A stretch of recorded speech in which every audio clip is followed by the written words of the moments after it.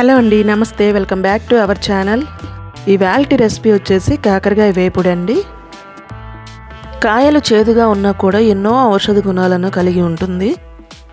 ఈ కాకరకాయలు మన బాడీలో ఉన్న చెడు కొలెస్ట్రాల్ని తగ్గిస్తుంది, షుగర్ని కంట్రోల్ చేస్తుంది, రక్తంలో ఉన్న మలినాలను క్లీన్ చేస్తుంది.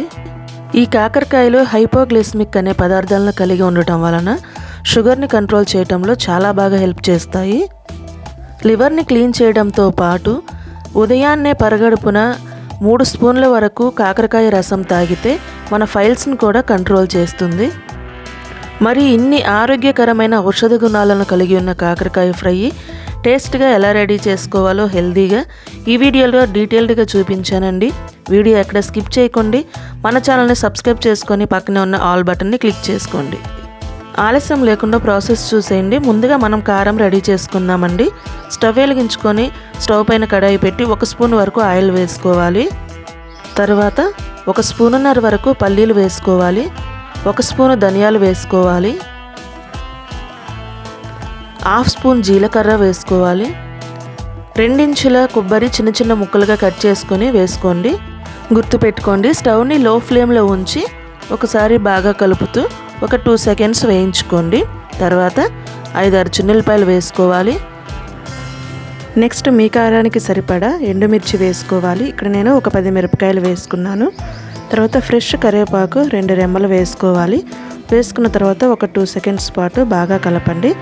తర్వాత 1 స్పూనున్నర వరకు నువ్వులు యాడ్ చేసుకొని స్టవ్ని లో ఫ్లేమ్లోనే ఉంచి అవన్నీ కూడా రెడ్ అండ్ బ్రౌన్ కలర్లో చక్కగా ఏగిపోయేంత వరకు వేయించుకోవాలి. చూడండి, కలర్ అయితే చేంజ్ అయ్యాయండి, మనకి ఏగిపోయాయి ఇవి పూర్తిగా. ఇప్పుడు ఒక బౌల్లోకి తీసుకొని పూర్తిగా చల్లార్చుకోవాలి. ఇప్పుడు అవి చల్లారేలోపు కాకరకాయలని రెడీ చేసుకుందామండి. ఇక్కడ నేను 1/2 kg వరకు చిట్టి కాకరకాయలు తీసుకున్నానండి. మీరు పెద్దవైనా తీసుకోవచ్చు, మీ ఇష్టం. తర్వాత వాటిని శుభ్రంగా కడిగి ఇలా రౌండ్గా చిన్న చిన్న ముక్కలుగా కట్ చేసుకున్నాను. నేనైతే స్కిన్ తీసేయలేదండి. ఒకవేళ మీకు నచ్చకపోతే మీరు పైన స్కిన్ తీసేసి చిన్న చిన్న ముక్కలుగా కట్ చేసుకోవచ్చు. కట్ చేసుకున్న తర్వాత నేను ముందుగానే కొంచెం రాళ్ళ ఉప్పు వేసి ఒక 1/2 అవర్ పక్కన పెట్టుకున్నానండి. 1/2 అవర్ తర్వాత ముక్కల్లో 1 గ్లాసు వరకు చిక్కటి మజ్జిగ వేసుకోవాలి. మజ్జిగ వేసిన తర్వాత ఒకసారి బాగా కలుపుకోవాలి ఒక 5 మినిట్స్ వరకు. బాగా కలుపుకున్న తర్వాత ఇప్పుడు కొంచెం కొంచెం ముక్కలు తీసుకొని అందులో ఉన్న వాటర్ అంతా పోయేలాగా గట్టిగా పిండుకొని పక్కనే ఒక బౌల్లో వేసేసుకోవాలి. ఇప్పుడు స్టవ్ వెలిగించుకొని కడాయి పెట్టుకొని ముందుగానే మనం దినుసులన్నీ వేయించాం కదండి, అదే కళాయి యూజ్ చేస్తున్నాను. అందులో 4 స్పూన్ల వరకు ఆయిల్ వేసుకొని కొంచెం హీట్ అయిన తర్వాత పిండుకొని పక్కన పెట్టుకున్న కాకరకాయ ముక్కలన్నీ కూడా వేసుకోవాలి. చిటికెడు పసుపు కూడా వేసుకోవాలి. ఇప్పుడు ఒకసారి బాగా కలుపుకొని స్టవ్ని మీడియం ఫ్లేమ్లో పెట్టి అవన్నీ కూడా వేగేంత వరకు మధ్య మధ్యలో కలుపుతూ ఉండాలి. అవి వేగేలోపు మనం కారం రెడీ చేసుకుందామండి. ముందుగానే వేయించి పక్కన పెట్టుకున్న దినుసులన్నీ ఒక మిక్సీ జార్ తీసుకొని అందులో వేసుకోవాలి.